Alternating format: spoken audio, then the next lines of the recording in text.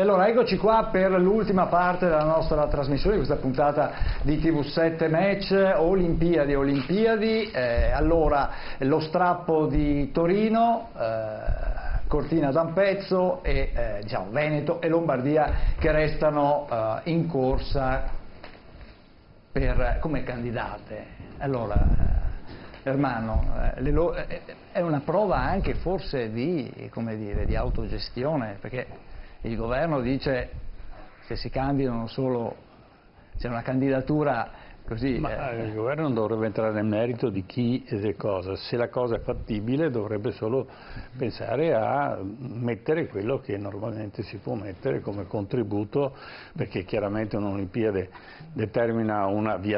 mette in crisi una viabilità, c'è bisogno di un certo tipo di accoglienza, c'è tutta una serie di problematiche che vanno affrontate perché è un'azione straordinaria. Ma poi normalmente queste opere restano sul territorio e quindi arricchiscono il territorio, ed è importante che sia così. È l'occasione per mettere a punto dei punti critici appunto, per esempio del Veneto, dove la viabilità per Cortina potrebbe essere migliorata, e così di altre cose. Adesso che ci sia il Veneto, che ci sia Lombardia, che ci sia il Piemonte, o che siano tutti e tre o solo due, direi che è una cosa che non dovrebbe turbare i nostri politici. L'importante è che le Olimpiadi siano in Italia, mi pare che sia questa la volontà e la percezione del buon senso delle persone. Ma penso che c'è il tempo per un ripensamento. Chiaramente il Piemonte dice di no perché i grillini hanno detto di no alle Olimpiadi di Roma e quindi sarebbero incoerenti. Però insomma poi di fronte a torto collo potrebbe esserci anche un ripensamento in tal senso. Quindi ai nostri ospiti l'ardua sentenza. Ecco, allora li presentiamo ai nostri telespettatori. Allora abbiamo con noi Cristiano Corazzari, buonasera, assessore regionale allo sport in questo caso del Veneto. Buonasera e grazie di essere qua, esponente della Lega. Abbiamo Francesco Pontelli, buonasera Pontelli, un economista ma è anche un esperto di sport invernali, no? Esattamente. Ecco, allora, innanzitutto questa è stata la settimana come dire, chiamiamo così, della rottura con il Piemonte. Allora Corazzari, è una questione prettamente politica secondo lei questa rottura? Beh, sicuramente ci ha stupito molto. Noi continuiamo a credere in questo progetto, lo facciamo in modo determinato e in questo modo abbiamo lavorato in questa direzione per questo obiettivo già da diversi mesi, siamo sul pezzo, sappiamo che è una partita importante per l'Italia innanzitutto e lo è altresì importante per il Veneto, per le Dolomiti, per Cortina. Una partita che riguarda un indotto di circa 900 milioni, quasi 1 miliardo di euro che vanno sui territori dove vengono realizzate queste Olimpiadi. È chiaro che serve una compartecipazione da parte dei paesi ospitanti che va ricercata sui territori, dai governi, dalle istituzioni che ballano 400-500 milioni di euro. Quindi per noi è assolutamente una grande opportunità, siamo determinati nel voler portare avanti questa candidatura, una candidatura seria, solida. È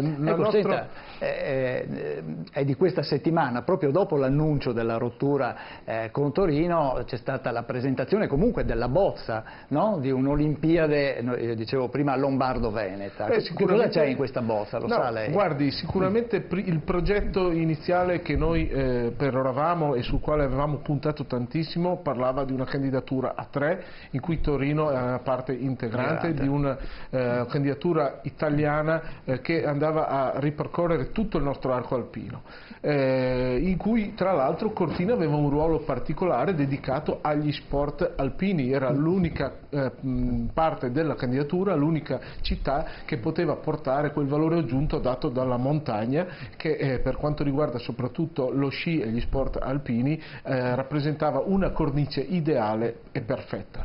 Il fatto che si sia sfilata, non so se per motivi politici o per qualsiasi altro motivo, Torino, per noi rappresenta un motivo sicuramente di dispiacere, ma non va ad incrinare la validità di un progetto che oggi sta proseguendo in una, diciamo, chiamiamola falange macedone a due. Quindi noi siamo assolutamente determinati ad andare avanti e pensiamo di avere anche delle ottime chance di raggiungere il risultato. Allora, Pontelli, una delle novità, diciamo, tra virgolette, emerse in questi giorni è che il governo, come ha sentito che non era più una candidatura a tre, ha detto noi i soldi non vogliamo metterli. È un problema questo? Ma questa settimana qua è stata la settimana della corrida dilettanti allo sbaraglio. Abbiamo avuto una sequela di numeri in ordine sparso da un CONI che presenta un piano di fattibilità a 343 milioni, la regione 780, poi viene fuori che il CIO te ne dà 900. 980. Esatto, allora saremo già in attivo. Per cui vediamo di capire cos'è un'Olimpiade. Lasciamo perdere quelle fatte all'estero, Sochi o in Corea del Nord, torniamo a Torino. Torino ha avuto un budget di 3 miliardi e mezzo, dei quali la gestione costata 1 miliardo 250, d'accordo? Attraverso uno per gestione cosa intendiamo? La gestione in 15 giorni. Tenete presente che in questi 15 giorni, tanto per farci un'idea di cos'è un'Olimpiade, perché qua si ragiona di Olimpiadi, 4 gare, 2 partite di hockey, il gioco è finito. A Torino in quei 15 giorni sono stati serviti 540.500 pasti, di cui 345.000 ai 18.000 volontari e 2.700 dipendenti, 200.000 agli atleti. Tanto per farci un po' il discorso dei numeri, sono state bevute 30.000 litri di vino, 1.250.000 litri di soft drink, che sarebbero in latine 3.363.000 periodico. Per cui l'Olimpiade è di una complessità che non può essere affrontata come è stata affrontata dal CONI, dal sindaco Sala, dalle regioni e tutti quelli che si dicono esperti di questo settore. Allora, come si vince? Partiamo dal presupposto che l'Olimpiade è una cosa stupenda, perché vedere una partita di hockey tra gli Stati Uniti e la Russia penso che sia uno spettacolo unico al mondo. certo. Vedere la discesa libera in Tofana penso che sia una cosa unica, quindi l'aspetto atletico spettacolare non è messo in discussione. Il successo di una Olimpiade parte da 3 presupposti. Progettuale: io progetto o riapro o riattualizzo determinati impianti sportivi, per cui faccio un investimento di una certa cifra, l'aspetto gestionale, per cui 15 giorni, e soprattutto l'aspetto strategico. Perché se io faccio come è stato fatto a Torino, l'esempio più classico è la pista da bob. Alle ultime Olimpiadi di Sochi, costate 40 miliardi, Torino 3 miliardi e mezzo, la pista da bob è costata, il top in assoluto, 80 milioni di euro. La pista da bob fatta a Cesana per le Olimpiadi 2006 ne è costata nelle Olimpiadi di Torino. Stiamo vedendo la pista di bob di Cortina. È costata 120 milioni. La pista di Cesana è stata fatta con l'ammoniaca, quando ormai tutti usavano il glicole. Per portare e poi ovviamente la pista di bob ha un'altitudine troppo bassa, per cui costava una follia fare il ghiaccio. Quindi aveva problemi. E infatti adesso è abbandonata ed è stato persino tirato giù un intero bosco per fare. Questo cosa vuol dire?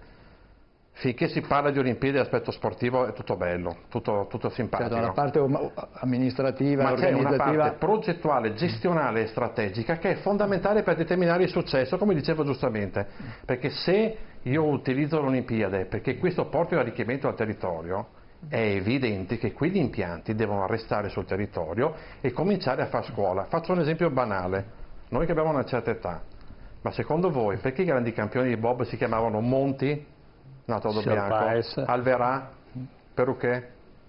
Perché c'era la Cortina, c'era la pista da bob. Certo. Tornando all'Olimpiade diffusa, che secondo me era sicuramente una bella idea a Torino, Milano e questa era stata anche proposta a Torino, quando loro erano ancora indecisi dove fare la pista da bob. Tanto Cortina quanto la Plagna dichiarano disponibile per ospitare le sole gare di bob, per evitare di spendere 120 milioni. No, ha detto Torino, no, noi ce la facciamo da soli, voi vi arrangiate. Adesso si sfila evidentemente perché esiste una problematica politica all'interno della giunta comunale di Torino, che c'è una fronda che non vuole le Olimpiadi, viceversa il sindaco sarebbe favorevole. Per di più Chiamparini invece sarebbe favorevole, per cui e allora si sfila. Però è evidente che le Olimpiadi sono di una tale, specialmente adesso, di una tale... Pensate che solo a Torino c'erano 7 villaggi, ma per i media. Certo, per accogliere tutto il mondo dell'informazione che 6.720 giornalisti radio, 2.688 giornalisti da carta stampata. Beh, comunque dobbiamo considerare che ci sono 8 anni, no? Se dovesse essere assegnata allora, da qui al 2026... Sì, c'è 8 anni, no? Esatto. C'è anche il tempo per no, ma io non discuto per... Cortina sicuramente è la candidata ideale per le discipline invernali, perché fa le prove generali nel 2021 con i mondiali. Certo, ci sono i mondiali, i lavori sono già iniziati. Hanno spianato il canalone, hanno spianato la Vertigine, hanno spianato i labirinti, stanno facendo finalmente la conca a Rumerlo, dove arriveranno tutte le piste. Quella è la prova generale perfetta per poi arrivare alle Olimpiadi, che sono evidentemente molto più complesse. Milano tutto sommato ha degli impianti anche per quanto riguarda per il ghiaccio, certo, esatto. Tutte le discipline legate. Si ragionava oggi, ma l'ideale, Torino aveva il villaggio che è disastrato, lo rimetti a posto. Torino-Milano, tra l'alta velocità e l'autostrada che nel 2026 dovrebbe essere finalmente finita, si spera, in 50 minuti ci sei. Ma siccome noi viviamo sempre di questi piccoli ducetti, come diceva qualcuno in Europa, allora Sala vuole mettere il suo nome davanti. L'unico che è stato effettivamente l'unico educato è stato il sindaco di Cortina, ha detto noi siamo disponibili, punto. Certo. Tutti gli altri hanno cominciato a spararla a zero. Vabbè, ma anche il nostro governatore, anzi lo sentiamo. Non mi pare che abbiamo sparato a zero noi. Sentiamo un attimo, non facevo riferimento a voi. Sentiamo cosa ha detto Luca Zaia dopo appunto la rottina con Cortina, sentiamo.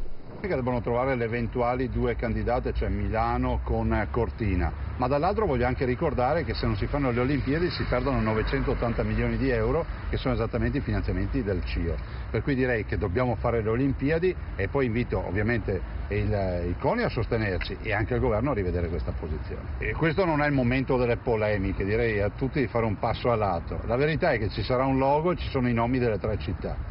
Per forza uno sarà davanti e gli altri 2 a seguire. Cortina si mette pure alla fine, pur di chiudere questa partita. Non esiste perdere 980 milioni di euro, perdere l'opportunità delle Olimpiadi, visibilità e anche credibilità internazionale per un battibecco sulla posizione del nome. Voglio ricordarvi che a livello internazionale restano 4 candidature: il Canada con Calgary, Erzurum in Turchia, Stoccolma e poi l'Italia con le 3 città o le 2 città. E spero che a Torino ci ripensino, magari facciano una controproposta, dicano qualcosa e si chiuda questa partita del tridente, altrimenti abbiamo sempre la falange macedone.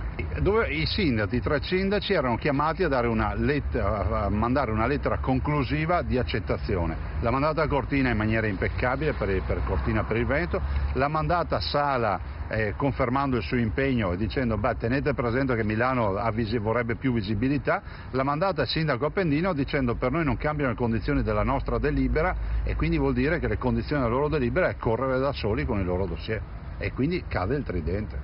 Se i 5 Stelle non hanno simpatia per le Olimpiadi non debbono candidarsi, perché Torino sia candidata alle Olimpiadi. Non è che funziona che se ci sono io sono Olimpiadi fatte bene senza ladri, se ci sono gli altri sono solo ladri che rubano. Cioè, voglio ricordare che a Torino, che amministrazione 5 Stelle, si è candidata alle Olimpiadi. Adesso sentir dire che le Olimpiadi sono uno spreco perché non ci sei più lo trovo posso dire anche poco rispettoso nei confronti di tutti quelli che hanno lavorato, professionisti, volontari e tanti ragazzi che hanno lavorato i dossier. In salita perché comunque ci saranno 600 milioni di euro, però solo i pessimisti non fanno fortuna.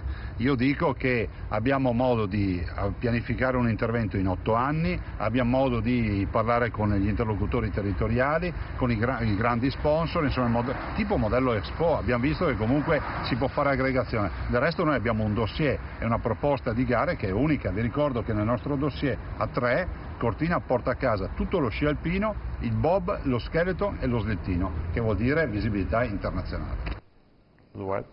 Ecco qua, e qui alle mie spalle il trampolino di Cortina. Il mitico trampolino. Il mitico trampolino di Cortina che non sarebbe ovviamente riutilizzato, perché la sede scelta sarebbe quella di... Ormai è vecchio, ha i suoi limiti, è uno sport diciamo, che ha avuto un'evoluzione notevole. Certo. Io ho fatto non quella pista del bob, perché la pista che facevo io, che era subito dopo le Olimpiadi, era molto più piccolo in altezza, perché a quell'epoca era uscito un bob a 2 ed era finito in mezzo al bosco e si erano ammazzati 2 svedesi, mi sembra. E quindi hanno curvato ulteriormente la parte alta in maniera tale da evitare che il bob potesse uscire. All'epoca mia la curva arrivava fino in verticale, si fermava là e lì c'era il rischio che se uno si distraeva o scendeva male, prendeva male la curva, se ne usciva direttamente ed era molto pericoloso. Sono strutture da vedere, da rifare, ma comunque è meritevole che vengano in Italia, perché l'Italia è predisposta per un turismo non solo sportivo ma anche un turismo allargato. Vuol dire che uno che viene a vedere le Olimpiadi va a Venezia, poi viene a Padova, va a Treviso, a Verona a vedersi l'arena, poi andrà a Milano e in altri posti, per cui c'è un incremento, un riscontro, un ritorno sicuramente positivo. Domando a lei, assessore. Sicuramente sono una grande opportunità le Olimpiadi, anzi aggiungerei un elemento di passione, sono un sogno le Olimpiadi, perché non dobbiamo perdere quello che è lo spirito olimpico che deve essere alla base poi di un movimento che spinge in questa direzione. Sappiamo quelle che sono le ricadute economiche, le ricadute di indotto, la grande fame di infrastrutture che hanno i nostri territori, che oggi sono indispensabili anche per garantire l'offerta turistica e l'offerta di servizi ai cittadini. Se non cogliamo queste grandi opportunità rischiamo di non fare neanche bene il nostro ruolo di amministratori. Questa è l'interpretazione che diamo noi. Pertanto ben vengano opportunità, treni come questi, e dobbiamo avere la capacità di salire su questi treni, anche se qualche volta c'è un po' da sgomitare, ma sicuramente dobbiamo far sì che tutte le condizioni in nostra disponibilità siano messe in azione. Io dico, Cortina avrebbe un vantaggio ulteriore rispetto a questa candidatura a 3 o oggi a 2, ovvero quella di essere l'unica vera località di montagna che ha un patrimonio unico al mondo, ricordiamo le nostre Dolomiti, quindi avrebbe una visibilità moltiplicata esponenzialmente rispetto a quelle che sono le discipline sportive cuore di un'Olimpiade invernale, ovvero le discipline sciistiche, come diceva prima il Presidente Zaia. Quindi abbiamo l'opportunità veramente di fare del nostro territorio, che è unico al mondo, una bellissima vetrina della nostra regione e di tutto il nord-est. Quindi a pieno titolo noi dobbiamo dire siamo parte di un progetto vincente, dobbiamo farlo con grande consapevolezza. Sappiamo, noi veneti, è nel nostro DNA che occorre lavorare per raggiungere risultati, occorre lavorare con serietà. Noi ci siamo applicati in questa direzione, abbiamo avuto un supporto da parte del CONI, devo dire poi abbiamo anche la fortuna, come si diceva prima, che ci sono delle condizioni favorevoli affinché la candidatura trovi un buon esito, perché le alternative oggi forse non sono così forti e determinate come potrebbe essere una candidatura prima italiana. Appunto il Presidente Zaia appunto elencava, come dire, i competitor in questo momento, perché col passare del tempo poi tra l'altro il gruppo dei concorrenti è andato restringendosi. Si è ristretto e vediamo che nel novero della scelta la nostra candidatura è una candidatura forte, dobbiamo non fare danni. Secondo lei, in termini percentuali, quante possibilità ci sono, anche alla luce dell'ultimo primo Guardi, incontro di Losanna? Io sono molto ottimista, io sono veramente molto ottimista. Si dice che solo i pessimisti non fanno mai fortuna, io sono molto ottimista, penso che abbiamo pieno titolo per chiedere queste Olimpiadi, abbiamo un dossier serio, abbiamo delle amministrazioni che sono determinate, poi le quisquiglie, il fatto il nome prima il mio, il tuo, noi vogliamo uscire da queste polemiche, vogliamo portare a casa un grande risultato. I mondiali 2021 sono il preambolo rispetto all'evento delle Olimpiadi. Già adesso, come si diceva, stiamo preparando le nostre piste, stiamo migliorando le nostre infrastrutture, verranno fatti investimenti anche sulla rete viaria, su tutti quelli che sono certo, servizi. Ricordiamo che proprio la statale Alemagna, proprio prima il tratto prima di Cortina è un punto è fondamentale questo. Investiremo più di 120 milioni sulle nostre strade con l'ANAS, quindi su questo stiamo sul pezzo, stiamo lavorando per arrivare pronti al 2021, gli impianti sportivi saranno pronti, Cortina avrà già una dotazione impiantistica per lo sci di primo ordine. Certo, che quindi potrà essere poi riutilizzata e quindi questo ci pone già in una condizione di naturale vantaggio. Certo. In più le Dolomiti ce le abbiamo solo noi, possiamo competere a testa alta rispetto alle montagne della Turchia o quelle della Svezia, che non so neanche se abbiano le montagne in Svezia sinceramente, o altri luoghi del mondo. Ma hanno tanta neve, diciamo. Hanno la neve, però ecco, dalla parte loro hanno la neve. Pontelli, quali sono le percentuali? Secondo lei la percentuale di possibilità? Lei poi ha avuto anche modo di sondare il terreno. Sono molto, io parlo stamattina con della gente che tornava da Losanna, erano molto fiduciosi, perché gli altri sono in forte difficoltà. Perché Calgary per la candidatura ha bisogno di avere un referendum cittadino, per cui sono sotto scacco da questo punto di vista. Stoccolma preferirebbe fare il turno successivo, quindi non quello del 26, non neanche il 30 ma il 34. E la Turchia non è in una situazione economica finanziaria attualmente da poter prendersi impegni a lungo termine. Ecco, ma senta una cosa, allora... Ma neanche di sicurezza, c'è un problema in Turchia, c'è un problema di sicurezza. Sì, appunto, tra l'altro, ma parliamo di non può prendersi centinaia di migliaia di persone che si spostano e non è in grado di... Ecco, ma questo non è un aspetto secondario, direi, al giorno d'oggi. Certo. Ma questo fuggi non è sospetto? No, ma guarda, il discorso è, qua la stiamo facendo molto più semplice di quella che è, perché fare le Olimpiadi è una cosa meravigliosa che porta benessere, ma è impegnativo come non si può neanche immaginare. Per cui voglio dire, il fatto che il governo sia sfilato è una cosa di una gravità, penso, a parte gli Stati Uniti che sono state fatte dai privati, che è una cosa inaudita, non siete in tre, allora io mi sfilo. Questo l'ha detto Giorgetti, credo che sia una mancanza di stile, di senso dello Stato, perché che si candidano in tre. Tra l'altro ricordatevi che la candidatura presentata a Losanna è per l'Italia, per cui ci sarebbe sempre la possibilità che si riunisse anche Torino. Per cui quando è ancora aperta, certo, la porta. Questo cosa vuol dire? Quando Giorgetti... L'ha ribadito anche Zaia. Esatto, perché giustamente se Torino cambiasse idea potrebbe essere sicuramente... Io sono mica contrario alle tre città, ci mancherebbe altro. Però il fatto che si sia... Cioè, per quello dico è stata un po' la fiera, alla corrida, perché da una parte il Presidente del CONI decido, non decido, tutti e tre arrivederci, grazie. Già questo, in un paese normale, arrivederci. Il fatto che il governo ritiri il proprio supporto economico e politico ad una candidatura che da 3 passa a 2 è un'altra cosa di una gravità estrema, perlomeno di aspetta e poi si vedrà. Ribadisco il concetto, qua noi la facciamo molto più semplice di quella che è. Faccio un esempio banalissimo. Tu arrivi a Tai, dove c'è quel famoso incrocio in cui nessuno sa chi deve passare, a destra vai verso Santo Stefano di Cadore, a sinistra verso Valle, Peaio, Venassa, Borca, San Vito e Cortina. I progetti per le tangenziali che tagliano fuori sono pronti da lo sa Dio. In Val Sugana le hanno già fatte. Se tu fai da Trento, fai la Val Sugana, sono tutte tangenziali. Non vorremmo è una superstrada, esatto, non vorremmo mica pensare di far passare i camion, gli atleti e tutti gli sportivi per i centri di San Vito, di Borca, di Venassa, di Peaio, di Valle, di Tai. Ma comunque quel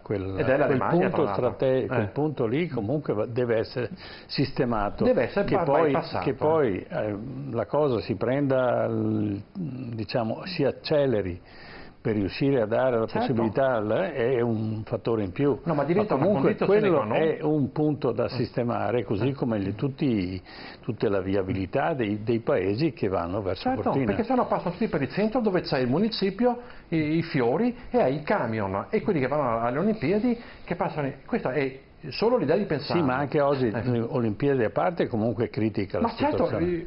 è critica adesso. Oggi si faceva due conti.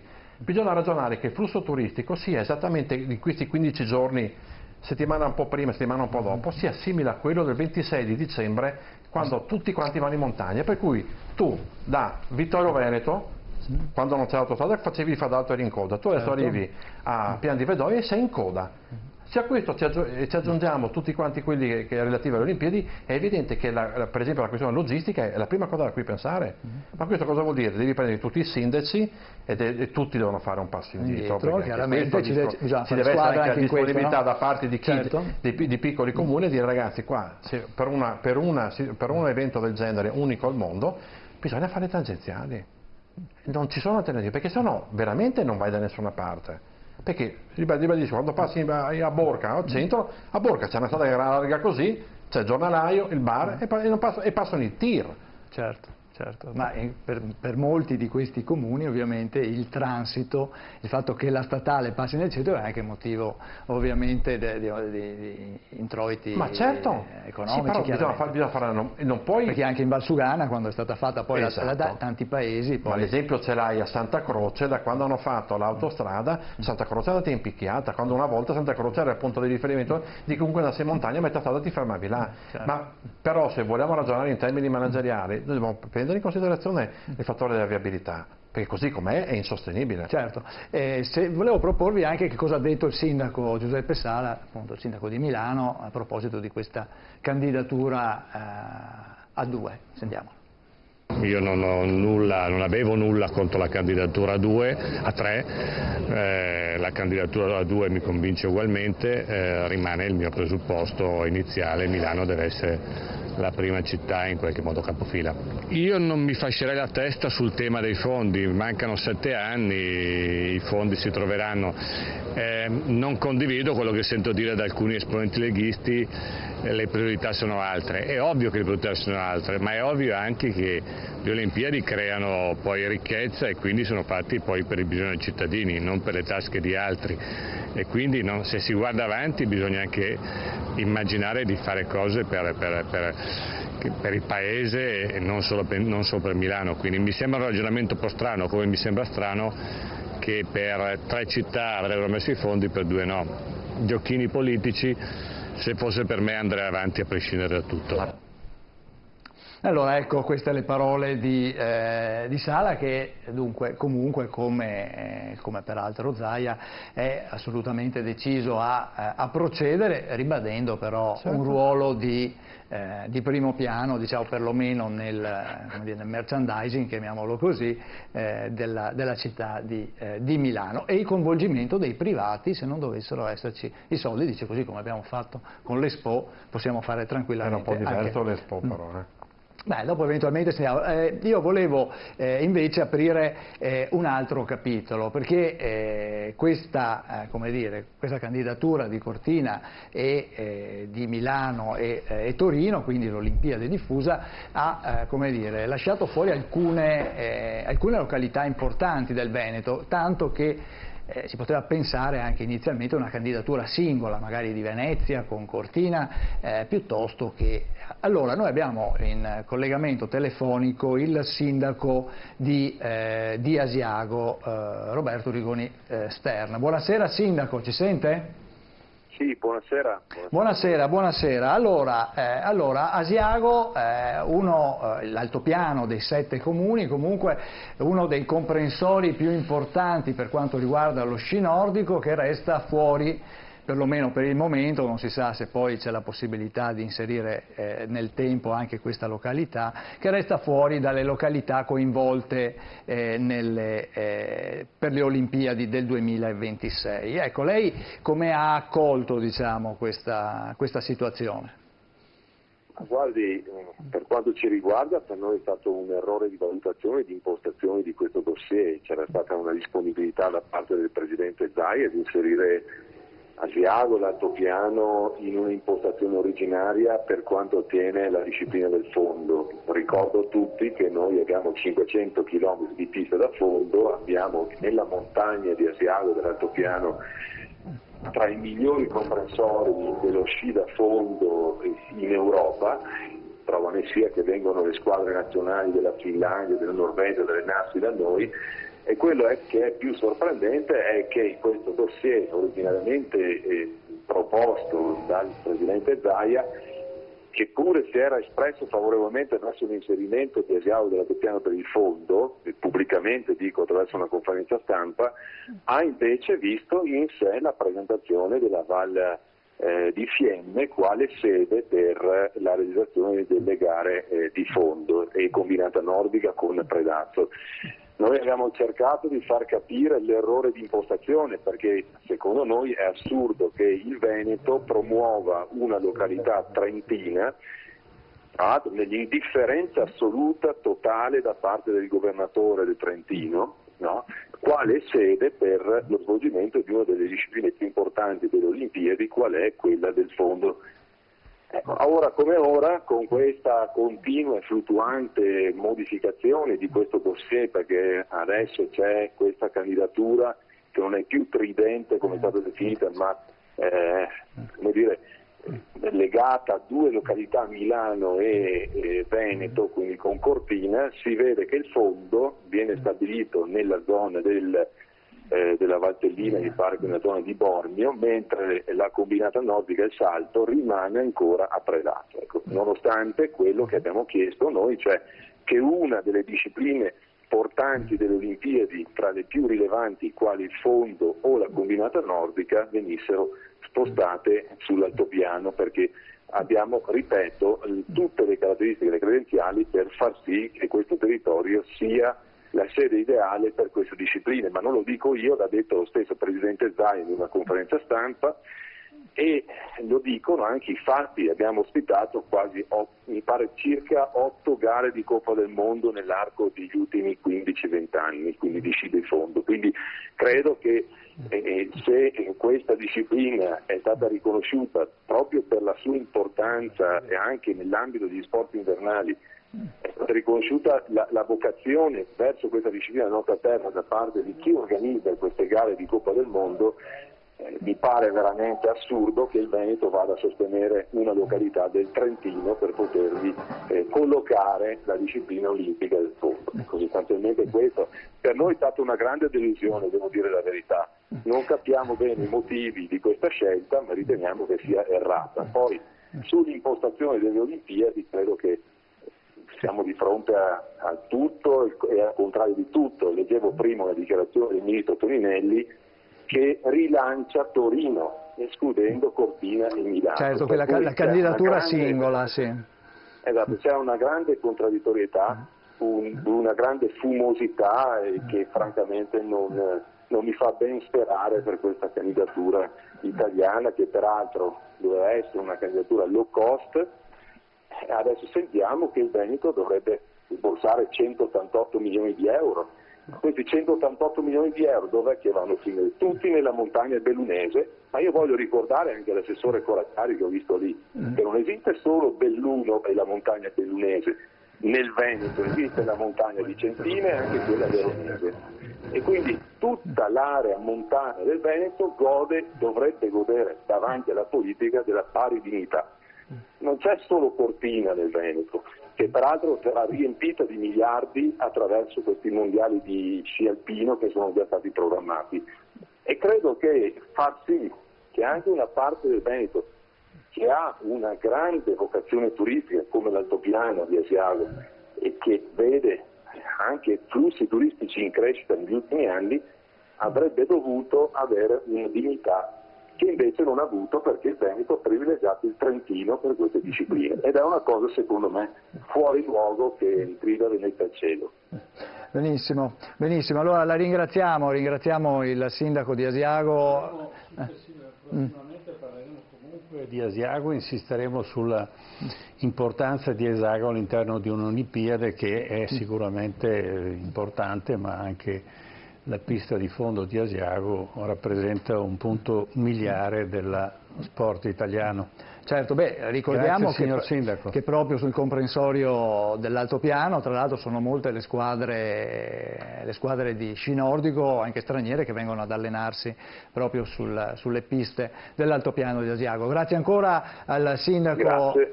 Buona serata intanto, grazie ancora al Sindaco di Asiago Roberto Rigoni Sterno. Allora, Corazzari, insomma qui si è preferito Trentino Alto Adige che forse non, diciamo così, magari non interessava poi più di tanto le Olimpiadi, no? Capisco la posizione del sindaco, vorrei ricordare che comunque non c'è mai stata una sottovalutazione della montagna veneta rispetto a quella rappresentata dalla provincia di Belluno. Io ricordo che abbiamo promosso eventi di rilievo nazionale e internazionale, ricordo l'arrivo del Giro d'Italia del 2016 proprio ad Asiago, abbiamo promosso e sponsorizzato anche eventi sportivi, perché è nel DNA di Asiago essere luogo di sport e deputato anche con le caratteristiche tali per poter ospitare eventi di carattere nazionale e internazionale. Ora, nel dossier che era stato formulato chiaramente era stata individuata una traccia che prevedeva la candidatura dolomitica, ovvero Belluno e le Dolomiti, e quindi veniva coinvolto il Trentino Alto Adige, certo, sì, e doveva essere un era elemento di forza su cui puntare in un contesto di competizione con altre realtà.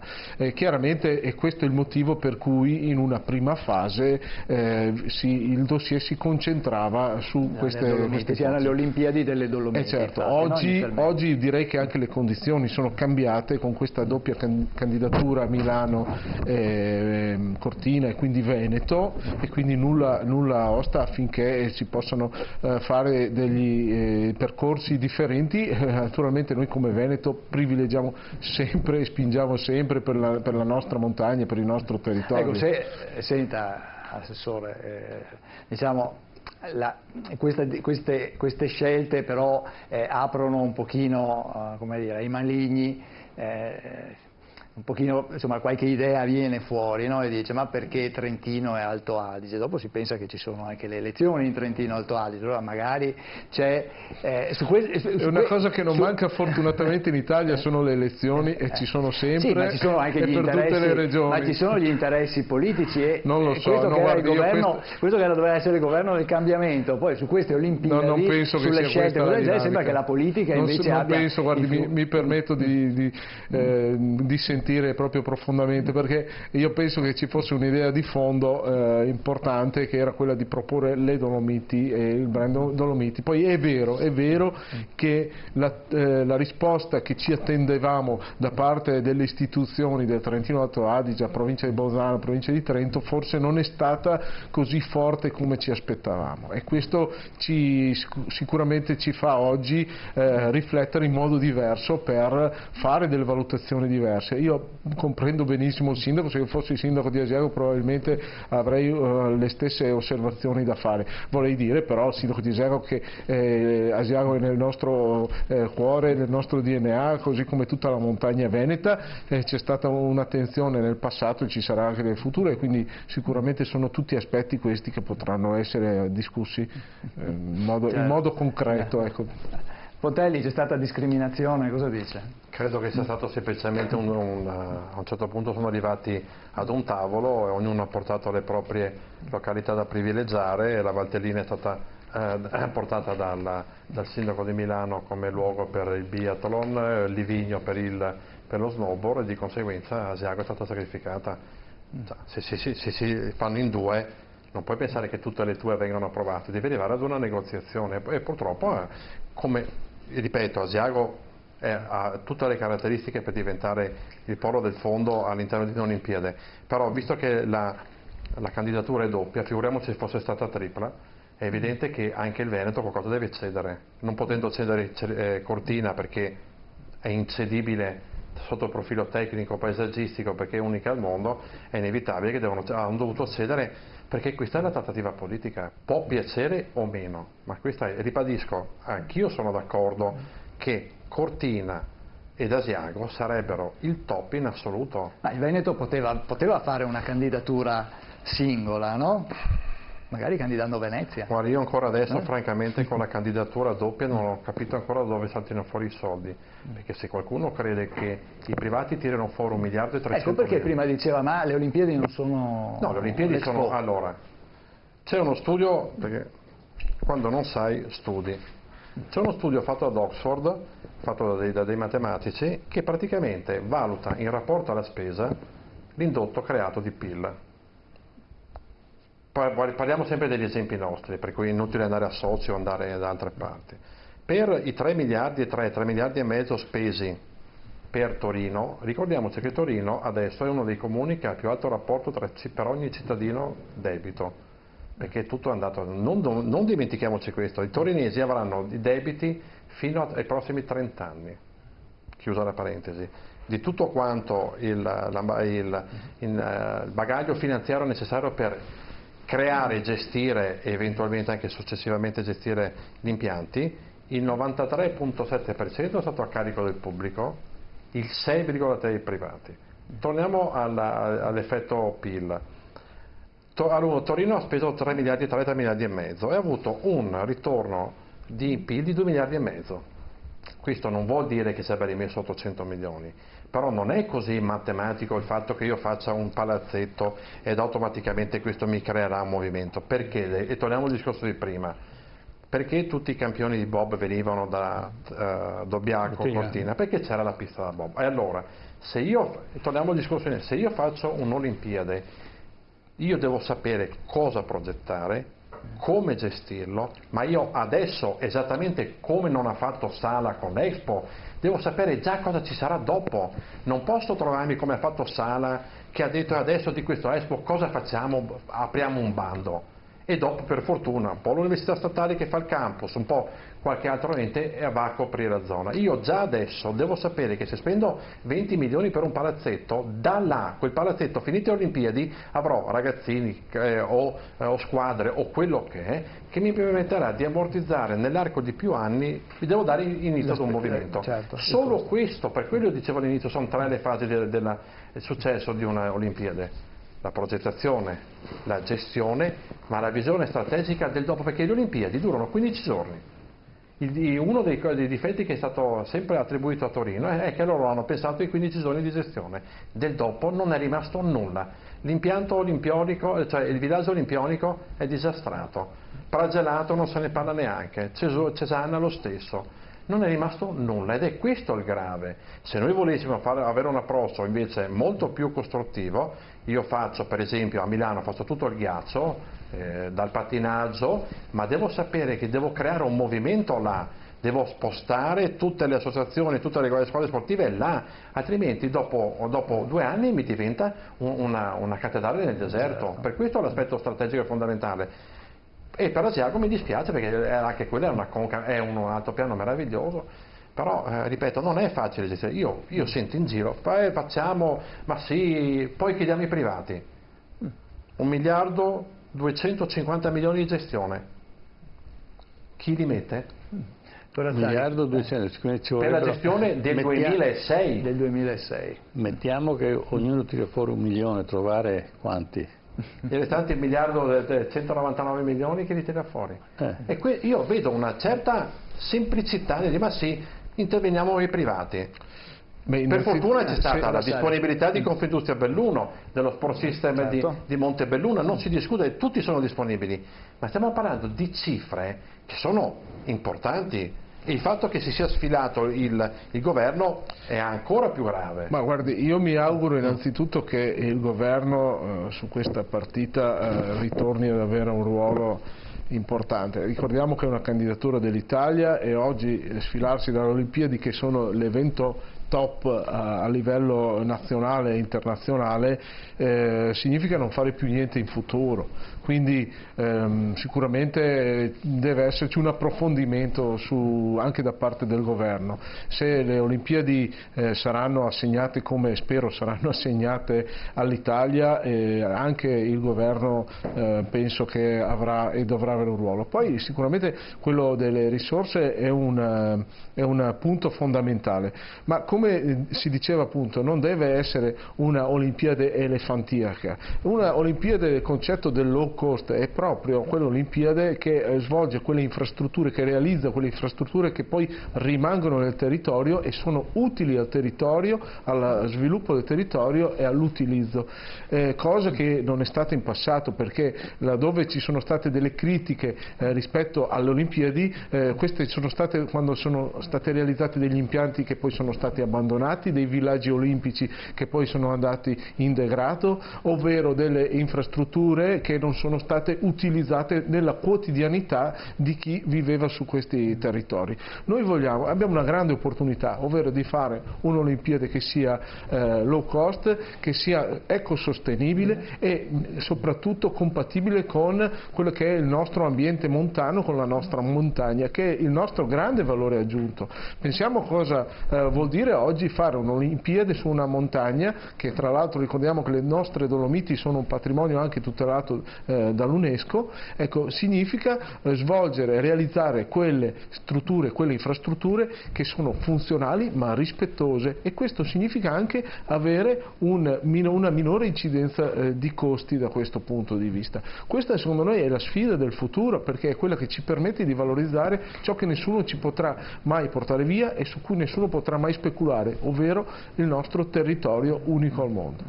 Posso dire, ricordiamoci però che l'Olimpiade diffusa, automaticamente tu perdi l'economia di costi, l'economia di scale, perché se tu hai metà a Cortina, una parte in Trentino, una parte a Milano, tu devi fare praticamente 3 villaggi turistici, villaggi olimpionici che siano tutti in grado di gestirsi, mentre a Torino ne hanno fatto uno tutto quanto assieme, per cui giostri anche sulle economie di scala.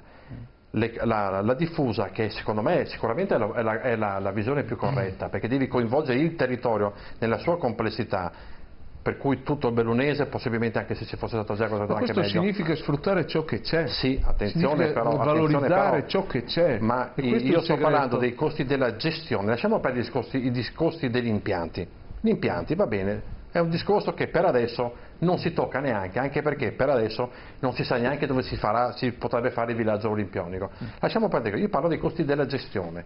Se noi abbiamo 3 entità forti, Milano, Cortina, un po' il Trentino, o per esempio Bormio con il biathlon, Livigno con lo snowboard, vuol dire che noi abbiamo tutta una serie di entità uniche che devono fornire lo stesso servizio che veniva fatto interamente a Torino, per cui si moltiplicano i costi, non è che si diminuiscano, perché non giochi sulle economie di scale, ma giochi sulle singole unità. Questo ovviamente devi in qualche modo... Diminuiscono le utenze però, cioè le persone sono meno che devi seguire. Ho capito io, però se io ma un conto se io faccio da mangiare per 200.000 persone con un'unica cucina, se invece devo approntare 5 cucine per 20.000 pasti, il costo mi va alle stelle, non è che lo diminuisco, lo aumento, e questo è il problema. L'economia di scala le perdi.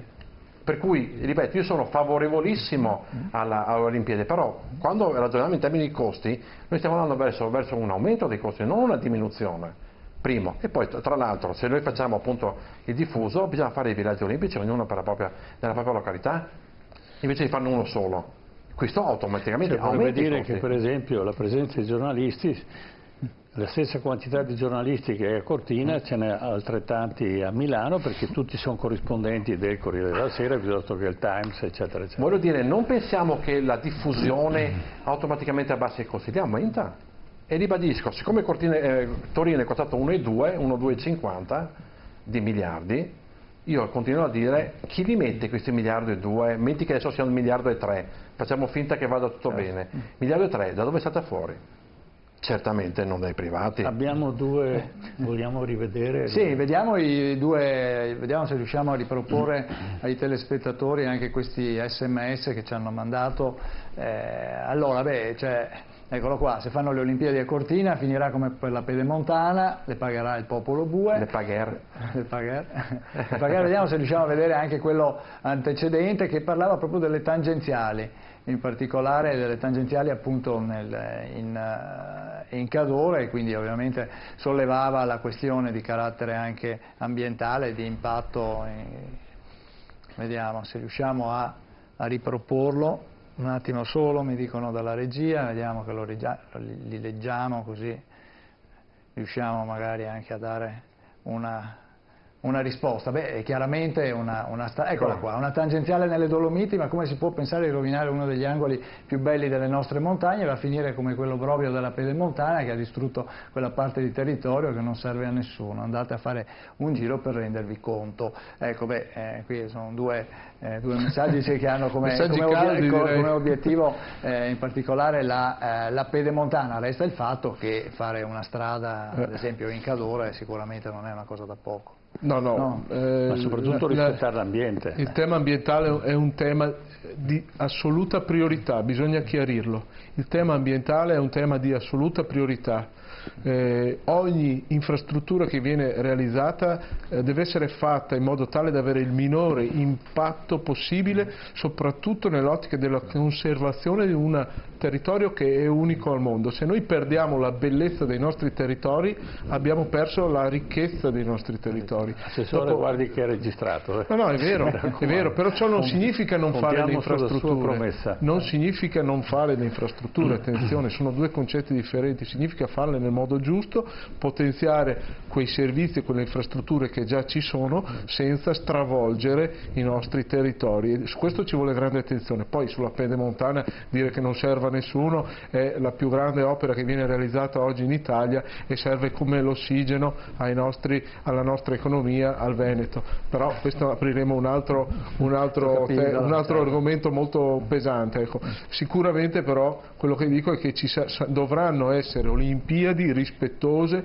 del nostro ambiente, delle nostre montagne ed ecosostenibili. Questa è la formula vincente anche per avere dei costi sostenibili sui quali poi scommettere con i nostri privati, perché stiamo parlando di Olimpiadi che andranno a coinvolgere la Lombardia, il Veneto, io mi auguro anche il Piemonte, che spero ci ripensi, Torino, ovvero la parte più forte e produttiva dell'Italia. Non vincere questa sfida sarebbe una sconfitta per tutto il Paese, anche dal punto di vista delle capacità di reperire le risorse nel nostro tessuto economico. Certo. Pontelli, chiudiamo con lei? Io sono d'accordo con quell'SMS relativo alle tangenziali, però adesso i camion passano in centro. Camion che vengono dalla Germania passano in via Cesare Battisti a Cortina, San Vito, Borca, Venaspe, Aio, Valle, Tai. Si fermano perché c'è la coda, sgasano. È maggiormente sostenibile questa soluzione? Magari danno fastidio a chi prende l'aperitivo, magari. No, però passano in centro. Io vi ricordo un grande urbanista, parliamo di parecchi anni fa, che l'errore che è stato fatto in tutti i paesi, ma anche qui nel Veneto, quello di far passare la strada per il centro. Già allora bisognava spostare il centro, che può essere un controsenso, e fargli la strada che gli passasse attorno. Io non dico che bisogna riempire il Cadore di tangenziali, però mi ricordo che c'era un bellissimo progetto che prevedeva un tunnel che partiva a Zuello e arrivava a Fiammes, che fu bloccato, e c'erano probabilmente anche i finanziamenti, c'erano già i progetti. Cioè, pensare il traffico sta aumentando, che piaccia o meno, e con le Olimpiadi aumenterà a livello esponenziale. Ribadisco, pensare che questa massa di macchine che vengono e che vanno passino per i centri del paese è inimmaginabile. Per cui un'alternativa non sarà 5 tangenziali, se ne faranno 2, una sarà un tunnel, una non sarà un tunnel, però non puoi rimanere fermo, perché il mondo cammina. Questo ovviamente giustamente compatibilmente con il contesto e via di seguito. Certo. E soprattutto mettere in sicurezza il territorio. Certo. Ricordiamo, occorre anche che vi sia una rete stradale, pensiamo al problema delle frane, e quindi fare anche investimenti mirati a rendere la nostra rete infrastrutturale sicura in tutti i suoi punti. Direi che questa è assolutamente la priorità. Certo, certo. Beh, Ermanno, ci fermiamo qui anche per stasera. Questa sera ci fermiamo qui e la prossima volta cosa? Torneremo a occuparci di Venezia, parleremo anche di economia di Venezia. Ma perché Venezia? Perché Venezia va salvata, no? Dobbiamo salvarla sì. dalle grandi opere. Ma ci sono delle associazioni che si stanno battendo per rivedere, rivisitare, per riconsiderare Venezia sotto un altro punto di vista. Non può essere la Pompei a cielo aperto di un turismo sciacallato.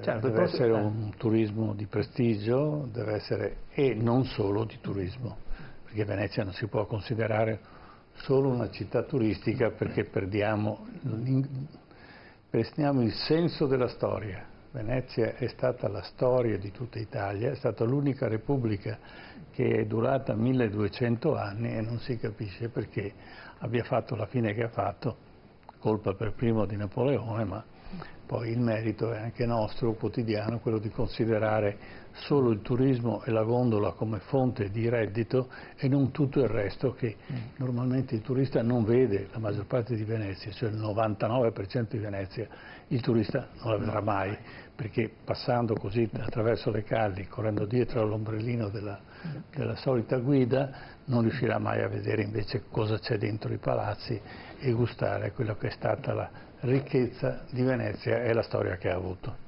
Bene, ci fermiamo qua. Grazie all'assessore Cristiano Corazzari, assessore allo sport della Regione Veneto, grazie a Francesco Pontelli, economista, per essere stati con noi. L'appuntamento è la settimana prossima, allora ore 21, TV7 Match, vi aspettiamo tutti quanti. Buonanotte ai nostri telespettatori. Arrivederci.